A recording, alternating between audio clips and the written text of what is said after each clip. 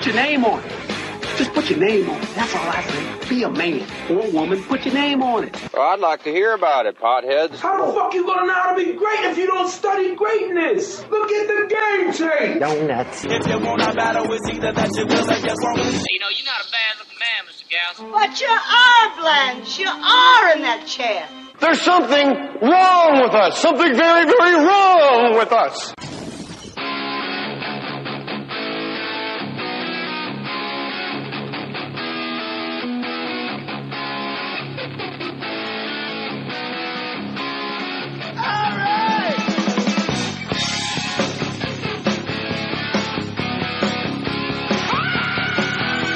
Oh, get it on. Mandate. Get it on. Bang a gong. Get it on. T-Rex stole your hook, Carolla. Yeah, they built a time machine and stole my hook. I built a time machine and stole their hook. Somebody built a time machine. All poets are thieves, right? Yeah, man. Man, that's what they told me up in my van in Topanga Canyon, man. That baby was on blocks. Is there any better party place than a van on blocks? Like, you have to have a Mexican blanket and hanging on the back.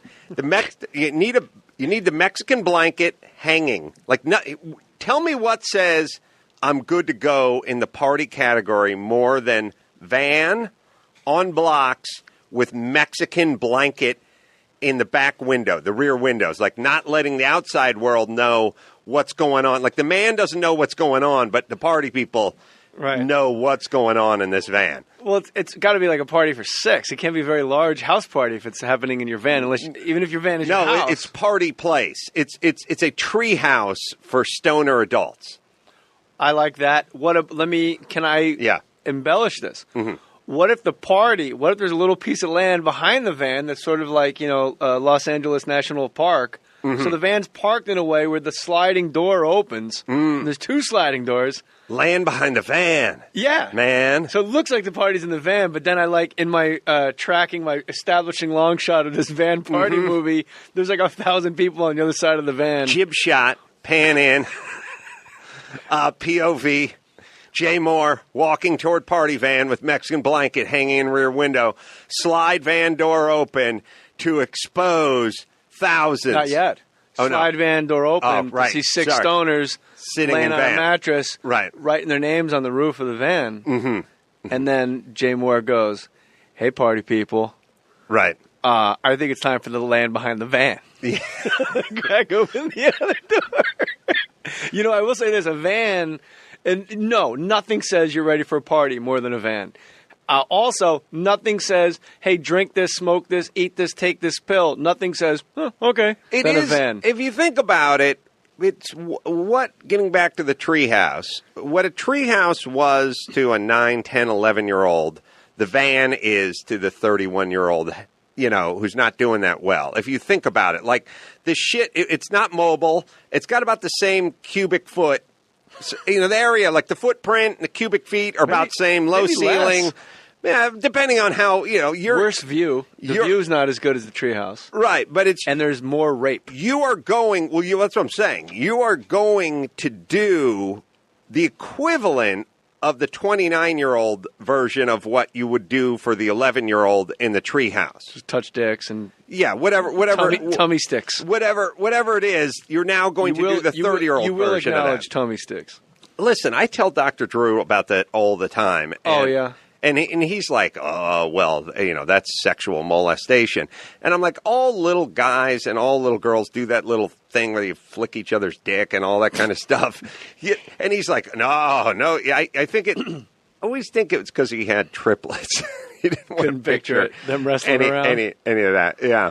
Well, a friend of mine had an acting class. I don't know, maybe it was NYU, but Ellen Burstyn was like a guest teacher, like just trying to get back to her roots. This was in mid-90s.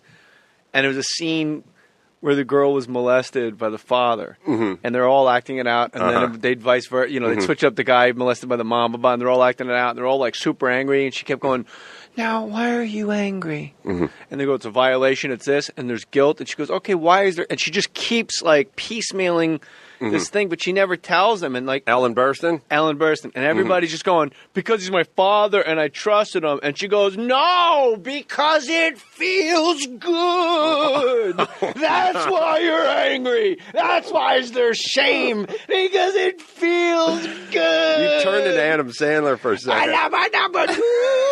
I got molested one time by a man in a bunny suit. I got go. Ellen Burstyn could definitely be, there could be a who's on first situation with her. You know what I mean? Ellen Burstyn. From where? No, Ellen Burstyn. I heard you. Where did Ellen Burstyn into a restaurant? Onto the stage? No, Ellen Burstyn. Where? She From burst where? in. I know what Adam's doing. Yeah, I know what you're doing, Adam Carolla. She burst in and said, I got Google. And I got $20 million. Grown-ups too. Oh, look, I can't wait. I cannot wait for Grown-ups. Don't forget, I got glue. I give them the. Now you're Bill Cosby. Well, they're similar. Yeah. Hey, go to jmohr.com and hit the Amazon link, Adam Carolla. Then I get a kickback and pay for all this bitchin' equipment of yours that I'm using. Oh, yeah. That's if you want me to have a van so I can have a land behind the van party, I need you to go to jmohr.com, clear your cookies, I've been told, and then, sounded like Rush Limbaugh, clear your cookies. You need. Here's a guy. We need a van and the blocks, to be fair, too. It's not just I don't understand the block department. Well, we can't have the van just sitting on tires. First off, it could roll away. Secondly, the tires are going to rot out. We got to lift it up. We got to put it up on blocks. What do you do with the tires? Where do they go? They're stored. Where? Here? None of your GD business is where they're stored. It's my van. You're wrong. It is. It's actually completely my business. It is. All right. We put them in the land behind the van, but there's a secret Sears gardening shed in the land behind the van. I don't want people sitting on my tires. That's the place. That's the second place we go to party when you go into the shed in the land behind the van. But we put it up on cinder That's where the blocks. Mangria is. Oh. The Mangria is where the tires are in the Sears shed in the land behind the van. That's after, when you're done with the chicks, man. Right. Now you're back to bro code, hanging out with the bros. You're refractory. Period. Yeah, now it's Mangria. like, what's up? Let's just, what a night we had. Mangria, let's sit on the tires in the Sears van. Go to jmohr.com. Take this in. Go to jmohr.com. And instead of having Amazon on your toolbar in your computer, you put jmohr.com on your toolbar in your computer. And anytime you want to go to Amazon, you click jmohr.com, you click the Amazon banner, and you can buy Doc Gooden's book. You love this book. Oh, yeah. In the 80s, no one was crazier. And crazy great. Doc Gooden. I don't think people realize that Doc Gooden, he has a book out called Doc, and I want you to buy it. In 1986, the Mets won the World Series, crushing the Red Sox hearts, but he was like a coke addict. He was just a mess. Yeah. But I don't think there has been, you can correct me if I'm wrong, but Fernando Mania maybe, but Fernando Valenzuela wasn't 19. Doc Gooden, when he got to the Mets, was 19, and he owned it. Yeah. Rookie of the Year, Cy Young, and then World Series, boom, boom, boom, boom, and then it all went up his nose. And, and he's on Celebrity Rehab. One of the guys that, a big success story, he gives a huge thanks to Dr. Drew. Yeah. In the book. So go to Amazon.com through jmohr.com and buy Doc. Order your copy of Doc from jmohr.com with the Amazon banner today. And it's great. And if you're fans of Adam's or mine, you'll like this book. It's incredible. And don't forget to see Adam and I, Wiltern Theater, August 3rd. Yes. Can we fill this fucking place up or what? You shuffling your feet fuckers trying to fucking fill this barn. We're going to do it. LA's always a bitch, but we'll do it. Maybe I shouldn't call them shuffling feet fuckers. No. That's the name of the. Hold on. That's the name of the. Fuckers. That's the name of the jam band that plays in the land behind the van party. All and other things that rhyme with and. Scotty Snotty and the Snotty Scotty and the Hankies will open for the shuffling feet farmers. Shuffling feet fuckers. Fuckers. That's right. Who are coming on next? Right. They're a great band name. Fits and the Tantrums, a great band name. Yep. You have them on. And then I remember when I used to read The Village Voice on the East Coast when I was just starting to stand up and I'd look for open mics. There was always a band that played in the Village called Doug Luggage in the Smoking Section. And I always went, what a great name. I would go just because of the name. I'm trying to think. I don't think you can do better than the Swingin' Medallions. And they sung Double Shot of My Baby's Love. What is it about the name that stands out? Because that doesn't strike me as a particularly great name. I had their, well, I like the idea that the medallions is one thing, but they were in motion. Like, if you were a medallion that was swinging, you were dancing or fucking or being arrested or all three. And by the way, happened to me a couple times. Hey, you got to take the medallion off when you're making that sweet love because you're gonna chip somebody's tooth. Only in certain positions. I'm a missionary guy. I'm a missionary guy, and I can't have that whack Well, in my it's true. wife's It's teeth. true. Because in missionary, you chip a tooth, and then doggy, you may knock your beer over. That's right. What's your favorite? Do the ass coaster math on that one. What's your favorite position to make love in? I'm missionary now. Oh, with a guy. I said, my favorite. Oh, with a guy. Oh. Burn, dude. Yeah. Burn. This is the best band behind the land party ever. Yeah. Mm-hmm. Missionary? No, dog. What'd you say? Missionary. My back's hurting, so I'm thinking about it now with my ailing back. I'm just missionary now. Let me ask you this: have you noticed with like Aleve, any like Excedrin commercial, they act like they're giving out OxyContins? Like, yeah. Oh, wait, you want me to take 2 pills 4 times a day? How about I just take my Aleve and my pain vanishes? What is it, fucking Percocet? It's an Aleve gel, dude. First off, I don't need anything in a fucking gel cap. Like, I don't know how big a pussy we've turned into, but the gel cap seems weird to me. It seems like it's like somebody beat off in a balloon and I put it up my ass and it's going to dissolve.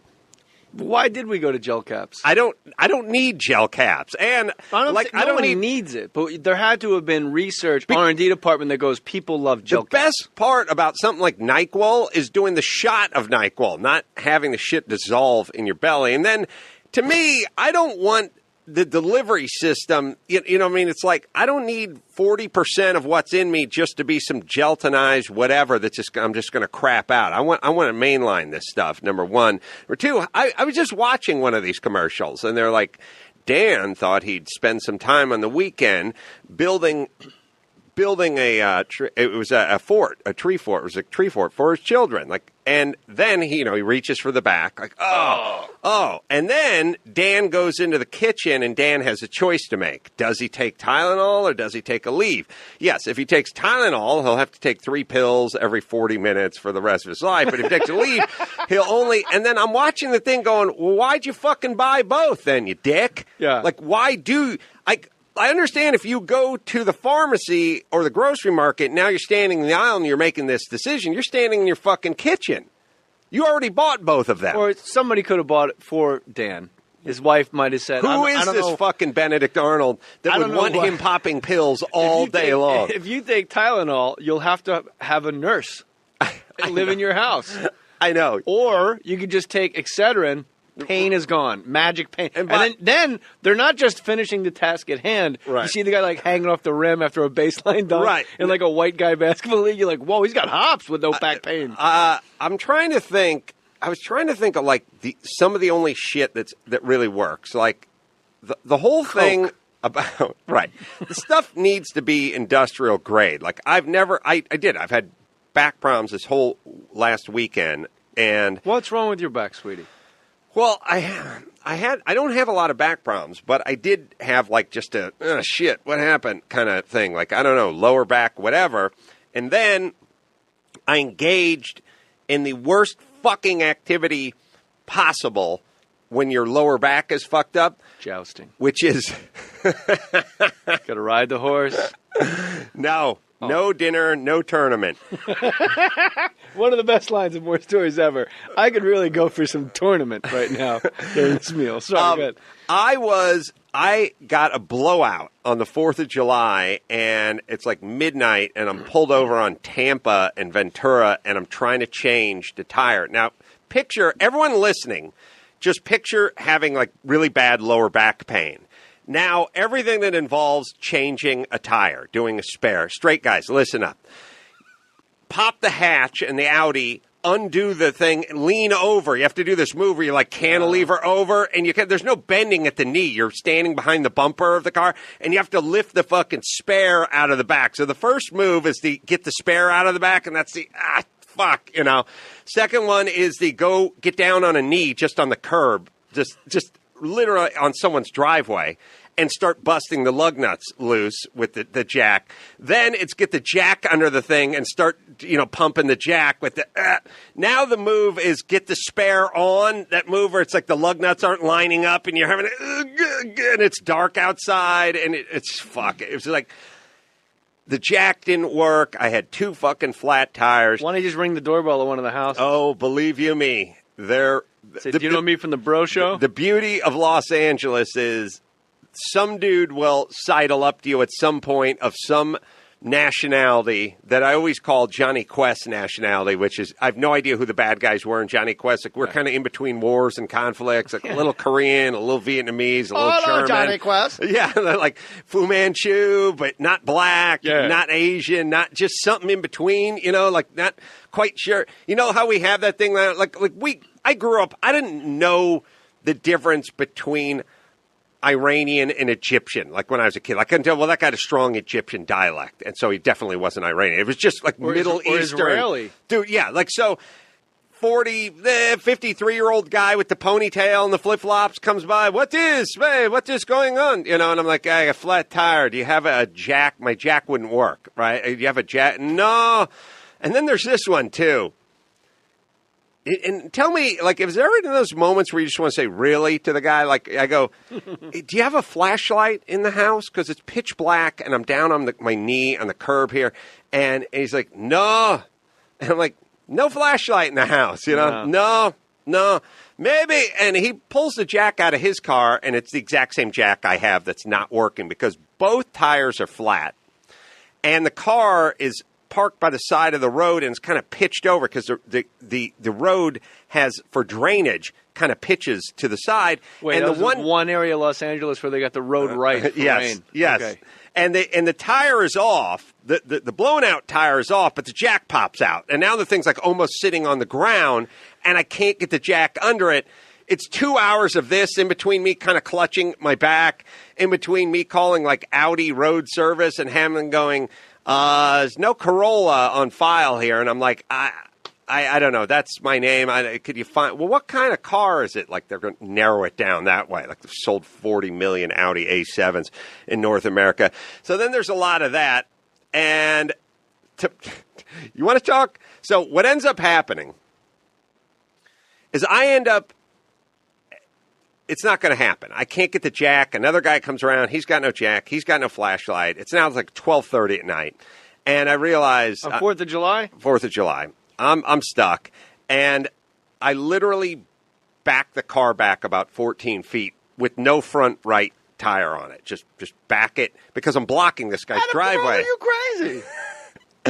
And then I look up at the fucking sign and I'm like, it's like 1 hour parking, 8 a.m. to 9 a.m. weekdays. And I'm like, all right. I call a cab and another crazy foreign guy whose nationality could be any of the ones we've mentioned. Meanwhile, unemployment in this country is at 11%, but everybody, east of fucking Turkey, right, is working. Is gainful. Get in. How would you go? No flashlight. And homeowners in the valley. Pulls up in a van. And it's the weirdest mentality. Van cab party. Yeah, well, minivan cab party. I'm not interested. The weirdest thing in the world is this guy is driving like a fucking maniac in like a Ford Aerostar or a nanny van. A nanny van that has circled the globe literally 400 times. Like, you can feel that suspension because like every time it hits a bump, the suspension, like, oh no, the humanity, like everything's bottomed out. Like, when every bushing is gone and every spring is gone and just, like, that cab suspension, like, even though the outside of the thing looks okay, the inside has a cajillion miles on it. And I realize, is this guy's he's going 80 miles an hour. He's just driving the wheels off this thing down the Ventura Freeway. I'm just sitting in the back seat, just legs akimbo, just splayed out, no seatbelt. I got a guy who drove an ox cart 9 years ago. Like, that was that's where he got his permit. He got his permit on an ox cart. He's driving the shit off this thing. And I realized I don't have a seatbelt on. This thing's a tin can from the 80s, and he's going 80 miles an hour, and there's a bunch of drunk drivers around us, and I don't give a fuck. We're in a cab. What is that thing? I don't know. I do it with pedicabs in Manhattan all the time. Yeah. Where I just don't care about my safety. But you mentioned the guy who was driving an ox cart. He had his learner's permit. And that's like the humiliating time of a kid's life on Johnny Questville, and because you can only drive the ox cart with a licensed ox cart driver with you. Yeah, and your friends see you like, hey, how's your dad? And your ox cart, and all your friends clown you. Yeah. But then, the year goes by and you're your own ox cart guy. Well, to tell you how fucked up my back was. Let me interrupt. Yes. Why, when you get a flat tire, why wouldn't you just Mike August, come pick me up? This is fucking stupid. I didn't call lawn. A human being because it was like 4th of July, and I just figured they're all like enjoying themselves. You put 2.5 hours in and wound up taking a cab home anyway. I know. You're a horrible manager of time, and you're the guy that I know in my life who's the best manager of time. In this one scenario, you went full meltdown. I grew up... You're asking neighbors for flashlights out of their homes. I grew up in a family that did nothing for anybody. Right. And so I have this weird gene where it's not an option. I thought about it today. I thought, why didn't you call one of many people who you work with or work for you and just go, give me a ride? I need a ride. I didn't think to call anybody I knew. I thought, this is my problem. I'm going to fix it. My back was fucked up. But the worst thing is I got home. It was like 2 a.m. And I got home and I went to bed, but I had to get back by 8 a.m. so I wouldn't get a ticket. So I got my nephew to follow me. And then, so smash cut to me waking up the next morning hungover. It was 4th of July. I had a couple of drinks. And my back's fucking killing me. And I get out of bed and I'm like, fuck. And then I'm like, we got to go out to Tampa and Ventura and I got to change that fucking spare. And I brought my floor jack now I'm bringing my tools. Like I got my floor jack and Mangria, buy it now. And I go, so now my back's like a floor jack? Get the Mangria. Me. That's what floor jacks will do for you. Then I go back and change the fucking tire. Like the right way. The right way. The man jack. But my back was fucking killing me. So now I've been in horrible shape ever since. I want to be, Carson's default guy was Buddy Hackett. Whenever something fell apart, you just call Buddy Hackett and Hackett would just drive. Will you send a car? Right. I'll do it if you can send a car, Johnny. I should have called you. I would have been like the story in our home. Tampa and Ventura. And as much as my wife is in love with you, and my wife is turning into you. I let my wife take over my Twitter over the weekend because I had Thursday and Friday off. They made me take off from the radio show. And I go, you know what? I'm going to take this seriously. I'm going to let my wife do my tweets. Every tweet, like 100 favorites. Right. Like, say what you want about polygamy, those sister wives, French braid like a motherfucker. Like, just and literally, I'm asleep. She's insomniac. And I wake up. There's pages of 124 character. And I'm like, there are people that have gotten fucking book deals. Oh, yeah. This, and people that stink. Yeah. There's really good ones. Yeah. Well, I don't know if I don't even know if they care, by the way, the people that make the deals. They just go, this person's popular. Like, are they really into Lena Dunham's work? Or they go like, hey, this chick's hot. Let's give her a book deal. Like, you know what I'm saying? Lena Dunham's a bad example, but I know what you're doing. Like, no, I'm not saying Lena Dunham's bad. I'm just saying, are they big fans of her work? They should be. It's great. I think she's great, but the point is I don't think they care. They just know this chick is hot. We're gonna make money off. We're gonna make not money. Hot. Okay, I think you meant okay. No, yeah, hot. Like this will create revenue. Right. This is a hot thing. Let's ride this horse. Yeah.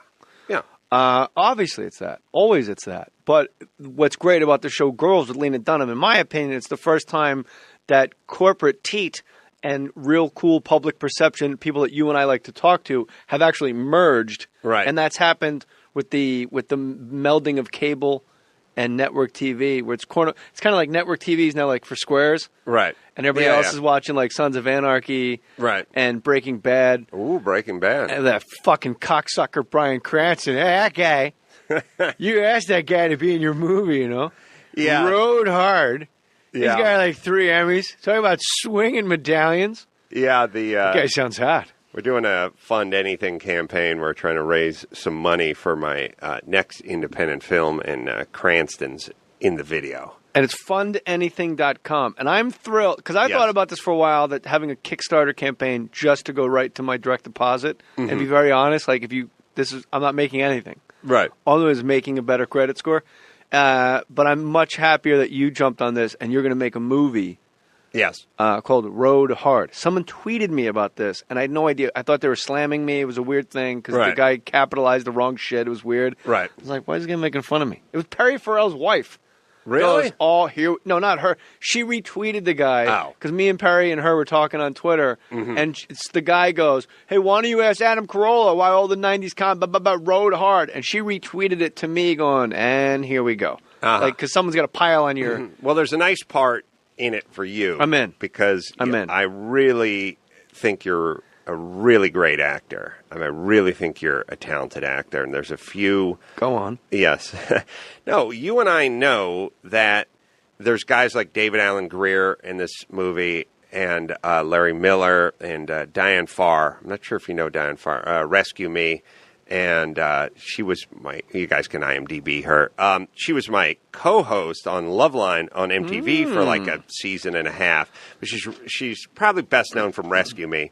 She's a really good actress. But there's a lot of folks, like, we all know talented people, and we know funny people, and we know good stand-up comedians, but they're not good actors. And Jay's a really good actor. I've seen your work.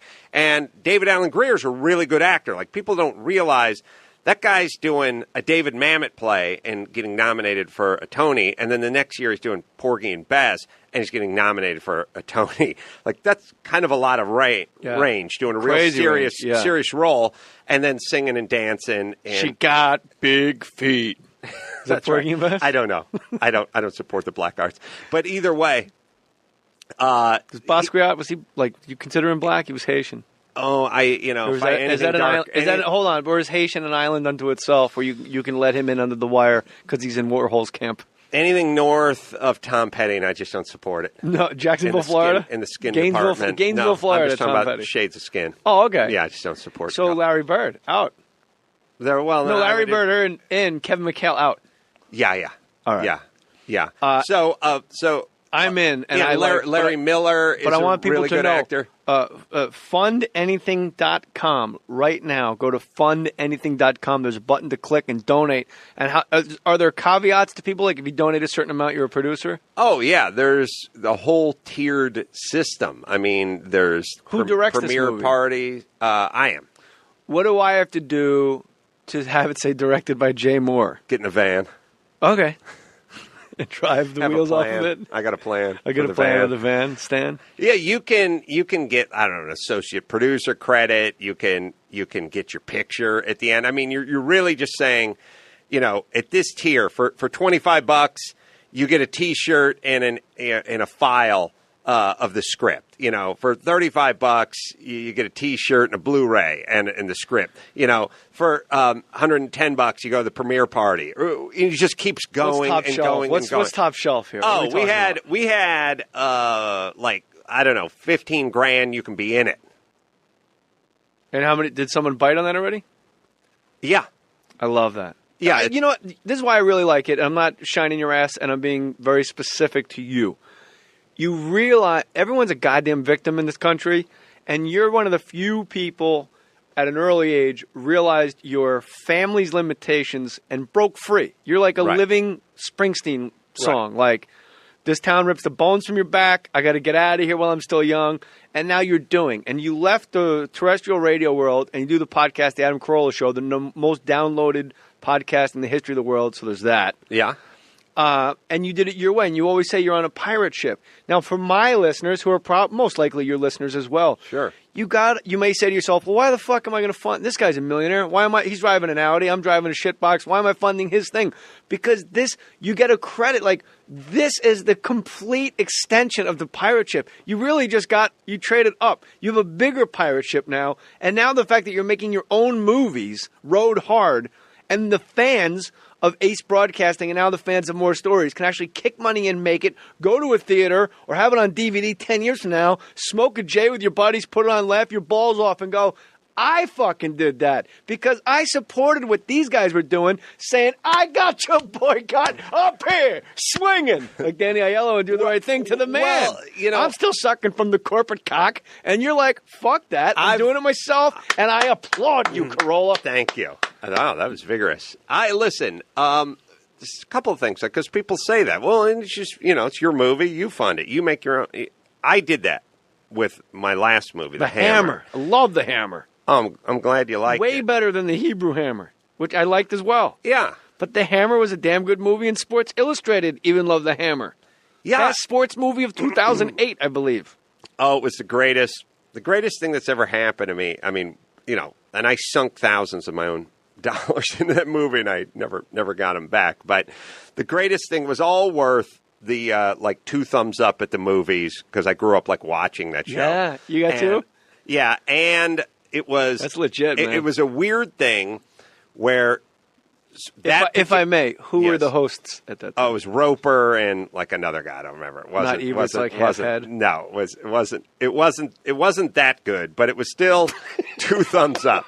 Roper's a nice extension, yeah. Yeah.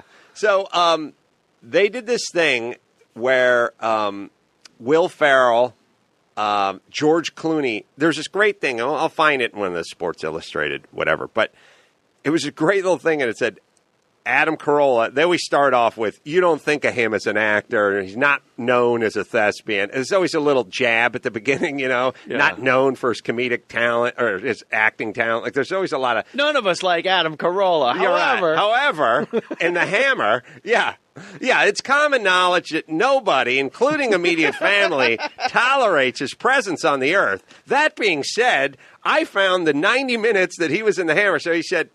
It was this great thing, and I remember going, wow, this is the greatest thing ever. He said, Adam Carolla, not known for his thespian, his comedic thespian ability, did something that Will Ferrell, George Clooney, Simon Pegg, and Matthew McConaughey just happened to be a list of A-listers, like Clooney just keep living, and Will man. Ferrell. Just keep would living. Just make the funniest sports comedy of the year. Something they couldn't do. I gave it a shot, man. I loved it. Well, by the way, I gave it a shot. You get the idea of McConaughey's real talent level when he writes, directs, and produces Surfer Dude. Then you end up with a piece of shit. That's how you know where these guys are. I got land behind a van, man. Hey, no, that's my idea. Nah, man.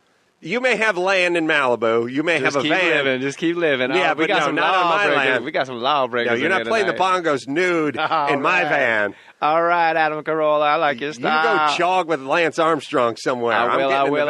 All right. I married my nanny.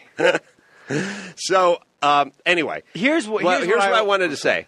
We both said the exact That's a weird exact sentence. I would not. People go, why don't you make this movie without the people? And I have 2 answers. One is, I wouldn't make the movie. It's been 7 years. It's not like I've got a bunch of money and a bunch of time that's freed up. I wouldn't do this without this. I wouldn't do it without the people. I really wouldn't. I just wouldn't. I know what's involved. I know you have to go out there and rattle the can. And people do that thing where it's then everyone wants creative, whatever. Not really. It's just you go out and have to try to raise $1 million from people, or you kick it in yourself. I don't have $1 million lying around. That's for goddamn sure. And I just wouldn't do it. But the other thing is people want to be a part of it. We're having a party here. I don't know. It's $60. You chip in $60. I don't have the whole breakdown for me. I'm going to be in it and I got to pay? No, not you. We're going in another direction here. No. You want to come. You want to come. People want to come here. So one of the first ones to sell out is we're having a party here. And it's 60 people only. I think it was maybe $100 or something like that. You come here, we eat, we drink Mangria, you watch the podcast, we fuck around with my cars, and we party. And that thing went. And it's because people want to come here, want to drink Mangria, want to eat off a gourmet lunch truck, and want to see a podcast. Yeah, it's a great space, too. It really is. So I'm not saying that just because you're saying it. I do my podcast out of my garage. Right. Adam Carolla Studios. It's bananas. There's Paul Newman's cars everywhere. Evel Knievel photos. It's heaven. There's a velvet clown painting right when you walk in. I do like that one. It's pretty badass, man. The point is people go, oh, you pay for it yourself. And it's why not let the people who want to be involved do it? If you don't want to be involved, you don't have to do it. I have a perfect statistical analysis thing for you that you can say whenever you wish. And that is anybody that has ever gone to Yankee Stadium can suck my dick if you have a problem with this, because you paid for it. Right. Anybody that's been to a Miami Marlins game, you paid for the stadium, and now you're buying tickets to go see a box of shit team. Right.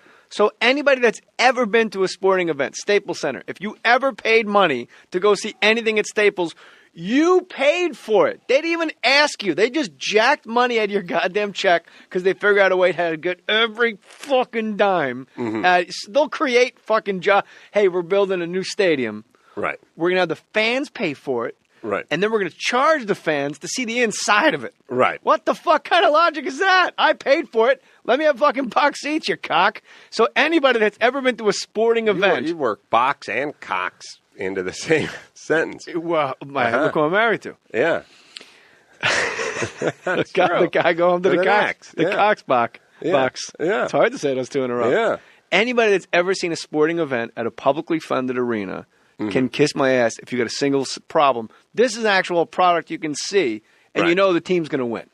Well, it'll be a good script. It's not the Sacramento Kings like, oh, I hope they stay, and they stay, and then you fund the new fucking level of seats, right. and then they're a pile of shit. Right. And you're like, well, I funded this fucking garbage dump Miami Marlin shit with the Morongo Casino costumes they wear. You ever see their new uniforms look like a Indian casino? Yeah. What is Johnny that? Quest Casino? What year is it? Now, those casinos, is there anything worse than the casinos that have the 80s look? I love them, Adam. You do? I love all Native American casinos. Not sure about their palate. As does my mortgage. Likes them very much. Yeah. You and I got work to do on August 3rd. Wiltern Theater. That's right. We're going to fill it up. I'm going to are. go out. I'm going to do some time. Then you're going to come out, do some time. And then it's going to be like when Mudhoney and Pearl Jam go together and do Sonic Reducer on stage at the end. You go, oh my gosh, they're both doing it at the same time. Yeah. We might want to prepare something because that's how the greats go down. Mm-hmm. You know, that's Guns N' Roses' move to go, let's go out there and wing it. We'll follow Metallica. Who cares? Right. I don't think you and I want to actually follow ourselves. Right. No. We should probably figure something out. I would never want to follow me. Maybe have someone with giant cue cards, like an old... No, we'll figure something out, but it's going to be good. It's going to be magical. You can give me requests. I know you're going to want Big Mama Got It All. Well, you want the guys. Sure. You want my cast. Sure. The cast of characters in my head. Yes. Yeah. All right. I was going to say to you earlier, my wife is turning into you. She was thinking of a tweet and actually closed her eyes and rubbed her forehead and goes, do you need a space between my and wife? And I went, oh my God. It's amazing. I love that. But I close my eyes because you paint a picture. No, a little bit of blue right here. Look at that. A little bit of blue right there. I have hypervigilance, and I notice things moving around. And so you have to shut things out. I have to shut things out because it bothers me if I see something. It's like it's like keys jingling around You're a all magpie. around me. Yes, I'm a magpie. And I'm like Heckle or Jekyll. What? Are they gone? It's like Bill Cosby bought the Little Rascals because he thought they were racist, right? Oh, did he? You know that. Oh, yeah, it sounds Huge familiar. Story. Yeah. But Little Rascals were so not racist because they all hung out. They were a crew. Nobody was like, Buckwheat, you go around back.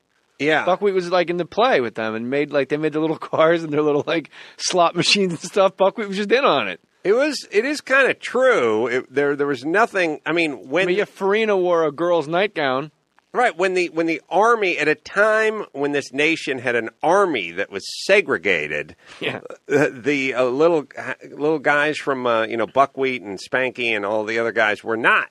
They were integrated before this nation's army was integrated. Can you imagine? I know you can't, but growing up... Hold on. Oh, go ahead. That's powerful.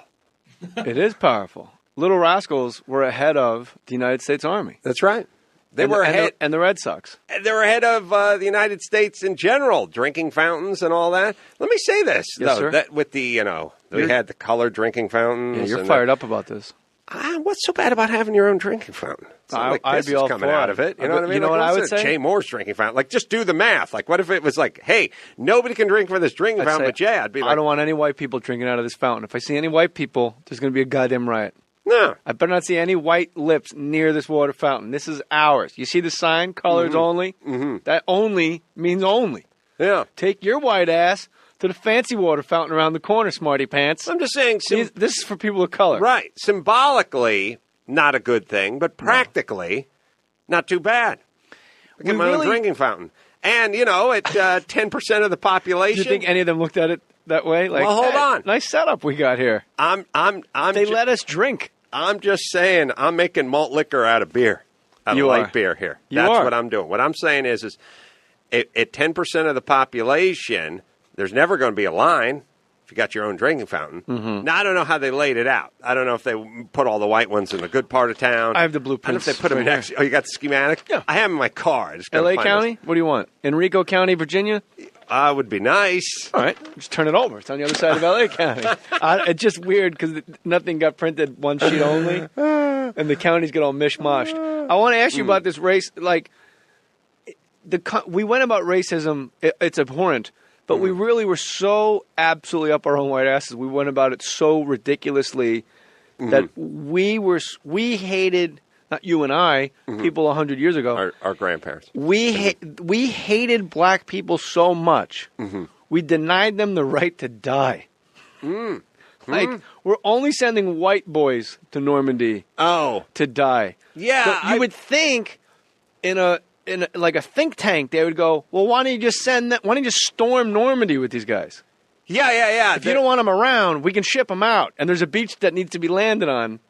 It is a weird. Maybe some of them will stay there and set up shop. See, like it wouldn't work in a sci-fi movie when they're like, if this was a sci-fi movie and they were like, there's this group that society loathes and they look at them as second-class citizens and almost not subhuman and blah blah blah. Then someone, if this was a sci-fi movie, would go, well, who's got to take over Planet Plentor over there? Well, send them. Who's going to get slaughtered in droves? You know, when the pillboxes are up there on Normandy and the Germans are just firing down with their 50 caliber machine guns. Like, well, definitely send the expendable. This is going to be win-win. But we didn't send the Expendables. We never. It's weird. We sent the crew-cutted, blue-eyed white guys. I know. Named Dutch. It's weird. It's weird that we did that. And now we call them the greatest generation. I see. I would have. My feeling, and I felt the same way. Although, to be fair to the Army, I think they were like, we need to keep the black folk stateside so we can experiment on them with syphilis and other things. But how many does that entail? Are there more than 1,000? Sadly, not enough, Jay. Jeez. Oh, maybe I misunderstood that question. What are you saying? How much do I have to donate? Too much? How much? Here's my point. How much do I have to donate to Road Hard to have a weekend with the kids? I feel the same way. If I want to live in your house. Non-sexual or sexual? No, non-sexual. Oh, that's me, cheap. Lynette, and the kids. No sex. No, not even cuddling. Oh, that's cheap. That's a couple $100. Just to make my own guacamole in your kitchen and tell Lynette, all right, I got it the first time. That's right. You want guacamole or you want trash cans removed? Make guac in the kitchen and ranch in the bedroom. You're a panic. No. You're just a panic. I feel the same way, though, about, like, with women in combat. Like, when, like, women are like, we want the right to be in combat. I'm like, okay, you go step on an improvised exploding device over there. Nick DiPaolo had the best bit of that I've ever heard. It was way back, like, in the first Gulf War. He goes, women shouldn't be in the Army because they can't throw. He goes, I'd hate to think Nick DiPaolo said this. He goes, I'd hate to think the entire barracks got taken out because of Pam's grenade toss. It just does like a girly throw. There would be. There'd be like a two-handed underhand kind of Rick Barry kind of move, and then the one where the elbow was leading the entire throw. In the movie Go, I had to throw my wire that was taped to my thigh when we realized we've been talking about murder and a murder we did or may or may not have done. Mm-hmm. Spoiler alert! 2001, bitches, what's up? It's on my fucking DVR, JJ. So I had to throw it, and I was like, well, we're supposed to be like super closeted gay guys, and it wasn't in the story yet that we were gay, me and Scott Wolf. Mm-hmm. And I'm like, well, shit, there has to be something along the way where as a viewer you go, oh, wait a minute. So when I threw my wire away, I threw it left-handed. Uh-huh. Oh. But like as hard as I could. Right. I didn't try to do like a girl toss. Right. But any guy that's a righty, just get a tennis ball right now, go out in your yard, and with every fucking thing you got, throw it as hard as you can. It's going to look pretty girly. It's going to look weird. Yeah. Like if you think about it and go, all right, mechanically here, it goes like that. Right. But to just pick a ball up and chuck it across the room left-handed, your friends are going to go, he's gay. Yeah. He's a gay guy. It's interesting, although I don't know if the next generation is going to do this, because like I spent the week with my nephew who's 16 and a half, who doesn't know how to drive. And, it's like when we broke down, no ox cart, said, learner's permit. Oh, he has a permit, but he doesn't physically can't drive. No ox. And I was like, can you get the lug wrench from the back of the car? And he's like, what? And when we're putting air in the tire back at my house, because I got a big 20-gallon compressor, I said, his name's Casper. I was like, Casper, let's put some air in this tire. He put the air hose against the nozzle of the tire, against the valve stem, and he said, do I screw it on? And I said, no, you press it, till you get the valve down, and then you fill it. And he's like, how do I? And I was like, you can't put air in a car tire? No. It's like, no. Well, let me ask you this. Why would I? Why would a kid that doesn't drive a car have any idea how to put air in a car tire?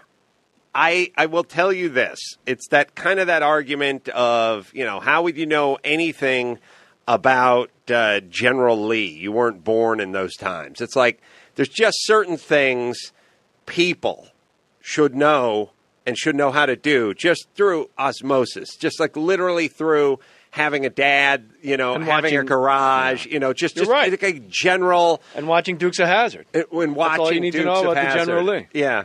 You want to talk the worst message that could be sent. Someday the mountain lions will catch them, but the law never will. The worst message that could ever be sent is in every movie when they come up to that point where the sign says the bridge is out, where the guy shifts it into low and goes, hang on. Like, what is the ratio in real life to that working out to how it works out in movies? I don't think there's ever been an instance where there's been a sign that said the bridge has been washed out, and the person who's driving the car just turned to the passenger and went, hang on. And he just saw the rear tires light up. Like, that's never turned out good. And in a movie, it's never really gone south. There's never traffic in movies either. Like all the thrillers where there's crazy car chases through D.C. Right. They're just flying all over the city. And you're like, I can't even get to the fucking Improv by Showtime. These guys got 16 CIA agents burning all over apple blossoms. You know what happened? Cherry blossoms is what I meant to say. I got Can I get another take? If this was the movie, would you give me another take, or would you go with apple blossoms because it was a funny, Guffman-esque mistake? All right, I'd go with it. It's weird. When I used to play Pop Warner football, the coach would go, when you go half speed, that's when you get hurt. Yeah. And I always think to myself, that doesn't make sense. The collisions and the concussion and everything else. But the cops who were following the guy who jumped the bridge, they went half speed, and they always landed in the river. They did get hurt for going half speed. I'm at the age now, and this isn't a bit I'm trying on you. I realize this sounds like just a fucking evening at the Improv bit, where I don't hurt a thing. I hurt something, and it's connected to something. I literally, because I'm holding a baby most of the time, most of my waking hours. Mm-hmm. If I'm home, I'm not holding him, but I'm with him, hanging out. He's my guy. Right. So if I get out of the car at the gas station, I have to put, taking the spare out of the car, I have to lift a baby out of a car seat, but he's a load. He's 45 pounds. He's a pro wrestler, right? Right. Hacksaw Jim Duggan. Mm-hmm. I pull him out of the car seat, and then I realize I'm not going to clear the door, so I can take an awkward step back. Right. But it's that little step-up curve at Texaco. Yeah. So it's back, hamstring, rib, and I'm like, oh, my God. And then I hit my elbow on the door as I close it. Nothing just gets hurt solo. It's like a chain reaction. Yeah. So is your back your only injury right now? No, I have. Can we get a Kickstarter for your pain meds? I have. I don't know what it is. Someone can tell me. It started with the right lower, just the back of the hip, and it shot right through to the right ball. That's AIDS. Oh, is that AIDS? That's AIDS. Look, again, I'm relieved. At least I know what it is. Yeah, that's now you can get going. Yeah, I shook off my first bout with AIDS, Bro, and now it's back. It goes right, and it goes right into the nutsack. Do you actually? I'm not even joking. Do you actually feel pain in your ball? Yes, I do. That might be a hernia or something. Yes, I've had. You realize Twitter's just going to go I've had the hernia surgery. Oh, really? Before. Does that mean, do they remove? Can you have a hernia after having hernia? Forgive me, because I don't know. Because I lift with my legs. Well, I don't know what that's like. You can have double hernia. Let's say I have all the hernias you could have. When you get your tonsils out, you can't have tonsillitis. They're gone. Right. But it's not like you're having a hernia removed. You can still keep getting hernias, right? I think you can try. Yeah. Right, but I need to know this I think for I'm some trying. reason. No, I think what they do is... Can you get a hernia after a hernia surgery? Well, you have a right and a left side. Okay. And both. And your gut starts like pushing through your stomach wall or something, and it makes a bulge, and it makes a scary, weird bulge. It looks like a blister on the side of an old tire. Yeah. Remember Mama's car? Get that blister on the side of the Leave tire? my mama out of this. You know what I'm saying. I do know what you're saying. I like it. Yeah. Oh, She wait. ain't no retread. No, man. So White wall. She get a blister on the side of the tire, and you literally could push it in. And back in the day, Or actual tire in her car. yeah, that's what I'm saying. Oh, there's a euphemism for her vagina. No, Oh, my God. yeah, no. That guy sounds hot. You push it in, like when you'd cough Yeah. or sneeze or something, you'd put your fingers on it and you'd like push it and go, like cough and sneeze. And then eventually what they do is they cut it in and they put a little mesh plate thing in there and they stop it from bulging through this. Almost every guy has it at some point. Have you had Forrest Griffin on? The From fighter? UFC? Yeah. No. He's fun. You'll like him. But he had a hernia. He was powerlifting in high school. Mm-hmm. It sounded like somebody was ripping a shirt. Oh, yeah. And he looked down. He ripped his nut sack. He ripped it all open, and it unspooled. It didn't. It wasn't like a ball. It unraveled like a baseball, like yarn. Mm-hmm. And I didn't know that. And he talked to me like I was a fucking idiot. Like, it's not a ball. It's all wrapped up, and all your veins and. And like, first off, unraveled. whatever pain I was in 5 minutes ago, just put 2 zeros behind it. There's my balls. You went up the pain chart. My other ball is now joined in and simple. Have you ever seen the pain chart at urgent care? Yes. No one has an unhappy face until 6. Yeah, I've Like, seen even at it. 5, the guy's like, eh. Yeah. Like, I'm here. I'm obviously here because apparently, according to your chart, Yeah. the reason I decided to come here is 8. Yeah. Because that guy's in pain. Everybody else is like, meh. Yeah. I took my daughter, I don't know, she needed a tetanus shot. Oh, no. She had her cornea scratched. Ooh. And So Sugar Ray Leonard retired. yeah, but it came back and beat Hagler. But I Lost to Camacho. Oh yeah. I went me wasn't trying. I had to take her to the urgent care, and first off, is there any two greater chasms between the same thing, which is like the black silk eye patch? That's like the Barclay man, and he's, in the south of France, he's at a casino, like he's wearing a white dinner jacket. You have to. Yeah, like the black. It's the only thing that goes black- with the I eye mean, patch is a tuxedo. It comes with a tux and a yacht. Like, Yeah, like you have to. that is no. All right, so the black silk eye patch versus the weird flesh color beige one that's stuck yeah. on there because you got in a fight with another junkie or Lee Press-on nail went in the side of your cornea. Like, the stick-on one is the saddest, fucked up. There's always a little pan drippings at the bottom of it. I can or make it something. sadder. It's when you got to wear glasses over it. Oh! Especially a child with glasses over the flesh-colored eye patch. Okay, I'm now going to give you a choice. I like this. All right, here it is. Sadder. I saw this just outside of this studio a few weeks ago. Fat guy riding bicycle built for two, nobody on the back. How fucking symbolic is that? Of like cannot find a date, and the pedals just turn. Yeah. They turn by themselves. Ghost pedals. It's a ghost girlfriend. All right. That guy. This is great. That guy. I love this game. Versus guy in wheelchair who's propelling himself with his feet forward across the intersection. That's He's most. in it. Where He's in we a live, wheelchair. that's most of the guys. In the wheelchair, but not using the wheelchair. Yeah. Obviously, the legs seem to work. He's ambulatory. Yeah, he's using his feet to pedal, to scooch himself. Yeah. Either backward or forward, or now. The knee-jerk response. Well, hold on. Oh, sorry. Now we're back to eye patch with glasses over eye patch. And again, it's not the Barclay man. It's not the Bond villain. I'm it's going to the rule out beige-colored adhesive one. I'm going to rule out eye patch because I have faith that other peeper is going to get up and run, and you're going to have a 20/20 life, at least on the left side of your face. All right. And there's a chance that other side is going to heal, and you're going to be okay. I'm going to wheelchair guy. Obviously, that's the knee jerk. Now this is like our own blah blah blah. Because now I'm getting in my own head. Now I know how you lose every time you play it. On the Adam Carolla Show podcast, August 3rd, me and Adam Carolla, Will Turn Theater. Get tickets right now from Live Nation. Do it.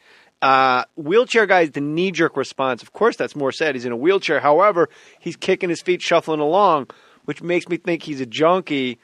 So I know that periodically, every hour and a half, he does a little something, and life is good, and he falls asleep in self-imposed. Yeah, and he falls asleep in a park, and it's funny, and he's got junkie friends. Yeah. There's a sense of community. Even when you're an addict, there's a sense of community with other addicts. I argue a greater sense of community than I have with my neighbors. Yeah. Well, in all fairness, there's fucking gun turrets around your house and a wall and a moat. And people revving engines, and guys named Casper going, "What? You want to see who?" Yeah, that's right. What's that? And so I can have a land behind the van party. I need you to go to jmohr.com, clear your cookies, I've been told, and then, sounded like Rush Limbaugh, clear your cookies. You need. Here's a guy. We need a van and the blocks, to be fair, too. It's not just. I don't understand the block department. Well, we can't have the van just sitting on tires. First off, it could roll away. Secondly, the tires are going to rot out. We got to lift it up. We got to put it up on blocks. What do you do with the tires? Where do they go? They're stored. Where? Here? None of your GD business is where they're stored. It's my van. You're wrong. It is. It's actually completely my business. It is. All right. We put them in the land behind the van, but there's a secret Sears gardening shed in the land behind the van. I don't want people sitting on my tires. That's the place. That's the second place we go to party when you go into the shed in the land behind the van. But we put it up on cinder blocks. That's where the mangria is. Oh. The mangria is where the tires are in the Sears shed in the land behind the van. That's after, when you're done with the chicks, man. Right. Now you're back to bro code, hanging out with the bros. You're refractory. Period. Yeah, now it's mangria. like, what's up? Let's just, what a night we had. Mangria, let's sit on the tires in the Sears van. Go to jmohr.com. Take this in. Go to jmohr.com. And instead of having Amazon on your toolbar in your computer, you put jmohr.com on your toolbar in your computer. And anytime you want to go to Amazon, you click jmohr.com, you click the Amazon banner, and you can buy Doc Gooden's book. You love this book. Oh, yeah. In the 80s, no one was crazier. And crazy great. Doc Gooden. I don't think people realize that Doc Gooden, he has a book out called Doc, and I want you to buy it. In 1986, the Mets won the World Series, crushing the Red Sox hearts, but he was like a coke addict. He was just a mess. Yeah. But I don't think there has been, you can correct me if I'm wrong, but Fernando Mania maybe, but Fernando Valenzuela wasn't 19. Doc Gooden, when he got to the Mets, was 19, and he owned it. And all little girls do that little thing where you flick each other's dick and all that kind of stuff. And he's like, no. Yeah, I think I always think it was because he had triplets. He didn't want to picture them wrestling around. Any of that, yeah. Well, a friend of mine had an acting class. I don't know, maybe it was NYU, but Ellen Burstyn was like a guest teacher, just trying to get back to her roots. It was in mid-'90s. And it was a scene where the girl was molested by the father, and they're all acting it out, and then they'd vice versa. They'd switch up the guy molested by the mom, and they're all acting it out, and they're all super angry, and she kept going, "Now, why are you angry?" And they go, "It's a violation, it's this," and there's guilt, and she goes, "Okay, why is there?" And she just keeps piecemealing this thing, but she never tells them. And Ellen Burstyn, and everybody's just going, "Because he's my father, and I trusted him." And she goes, "No, because it feels good. That's why you're angry. That's why there's shame, because it feels good." You turned into Adam Sandler for a second. I got molested one time by a man in a bunny suit. Ellen Burstyn could definitely be. There could be a who's on first situation with her. You know what I mean? Ellen Burstyn from where? No, Ellen Burstyn. I heard you. Where did Ellen Burstyn into a restaurant? Onto the stage? No, Ellen Burstyn. Where? She from burst where? in. I know what Adam's doing. Yeah, I know what you're doing, Adam Carolla. She burst in and said, "I got Google." And I got $20 million. Grown-ups too. Look, I can't wait. I cannot wait for grown-ups. Don't forget, I got glue. I give them the. Now you're Bill Cosby. Well, they're similar. Yeah. Hey, go to jmohr.com and hit the Amazon link, Adam Carolla. Then I get a kickback and pay for all this bitchin' equipment of yours that I'm using. Oh yeah. If you want me to have a Put your name on it. Just put your name on it. That's all I say. Be a man or a woman. Put your name on it. Well, I'd like to hear about it, potheads. How the fuck you gonna know how to be great if you don't study greatness? Look at the game tape. Donuts. If you wanna battle, it's either that you will or yes wrong. You're not a bad-looking man, Mr. Gals. But you are, Blanche. You are in that chair. There's something wrong with us. Something very, very wrong with us.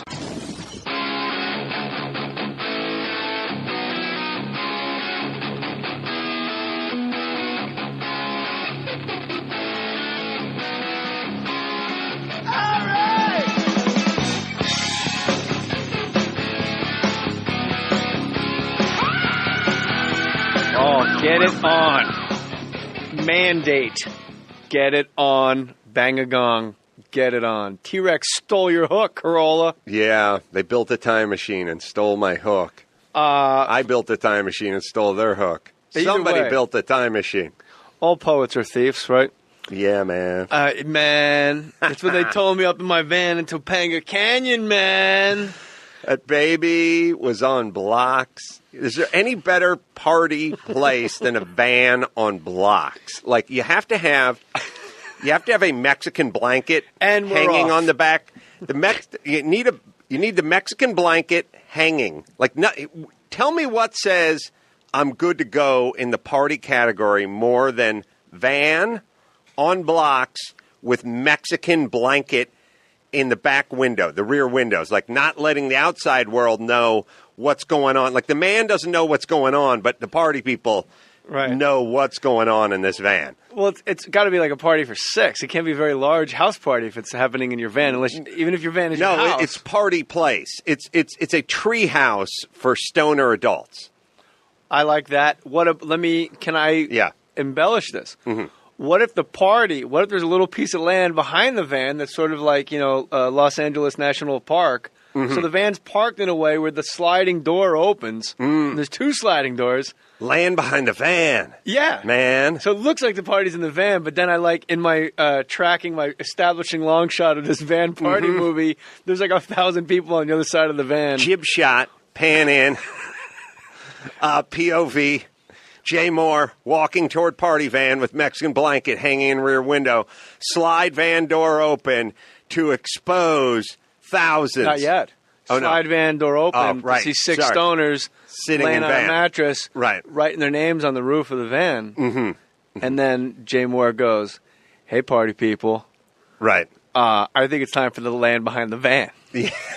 Crack open the other door. I will say there's a van... And no, nothing says you're ready for a party more than a van. Also, nothing says, hey, drink this, smoke this, eat this, take this pill. Nothing says, okay, it then is, a van. If you think about it, it's getting back to the treehouse, what a treehouse was to a 9, 10, 11-year-old, the van is to the 31-year-old, who's not doing that well. If you think about it, like this shit, it's not mobile. It's got about the same cubic foot. So, the area, like the footprint, the cubic feet are about the same, low ceiling. Less. Yeah, depending on how, your worst view. The view's not as good as the treehouse. Right, but and there's more rape. You are going, that's what I'm saying. You are going to do the equivalent of the 29-year-old version of what you would do for the 11-year-old in the treehouse. Just touch dicks and whatever tummy sticks. Whatever it is, you're now going to do the 30-year-old version of that. You will acknowledge tummy sticks. Listen, I tell Dr. Drew about that all the time. And he's like, that's sexual molestation. And I'm like, all little guys. Yeah. Rookie of the Year, Cy Young, and then like World Series, like boom, boom, boom, boom. And then it all went up his nose. And, and he's on Celebrity Rehab. One of the guys that, a big success story. He gives a huge thanks to Dr. Drew. Yeah. In the book. So go to Amazon.com through jmohr.com and buy Doc. Order your copy of Doc from jmohr.com with the Amazon banner today. And it's great. And if you're fans of Adam's or mine, you'll like this book. It's incredible. And don't forget to see Adam and I, Wiltern Theater, August 3rd. Yes. Can we fill this fucking place up or what? You shuffling your feet fuckers trying to fucking fill this barn. We're going to do it. LA's always a bitch, but we'll do it. Maybe I shouldn't call them shuffling feet fuckers. No. That's the name of the... Hold on. Shuffling feet fuckers. That's the name of the jam band that plays in the Land Behind the Van party. Mm-hmm. And other things that rhyme with and. Scotty Snotty and the Snotty Scotty and the Hankies will open for the Shuffling Feet Farmers. Shuffling Feet Fuckers. Fuckers. That's right. Who are coming on next. Right. They're a great band name. Like, Fits and the Tantrums, a great band name. Yep. You have them on. Mm-hmm. And then I remember when I used to read the Village Voice on the East Coast when I was just starting to stand up and I'd look for open mics, there was always a band that played in the Village called Doug Luggage in the Smoking Section. And I always went, what a great name. Like, I would go just because of the name. I'm trying to think. I don't think you can do better than the Swingin' Medallions. And they sung Double Shot of My Baby's Love. What is it about the name that stands out? Because that doesn't strike me as like a particularly great name. I like the idea that the Medallions is one thing, but they were in motion. Like, if you were a medallion that was swinging, you were dancing or fucking or being arrested or all three. And by the way, happened to me a couple times. You got to take the medallion off when you're making that sweet love because you're gonna chip somebody's tooth. Only in certain positions. I'm a missionary guy. I'm a missionary guy, and I can't have that whack. Well, in my that's true. wife's It's true. Because in missionary, you chip a tooth, and then doggy, you may knock your beer over.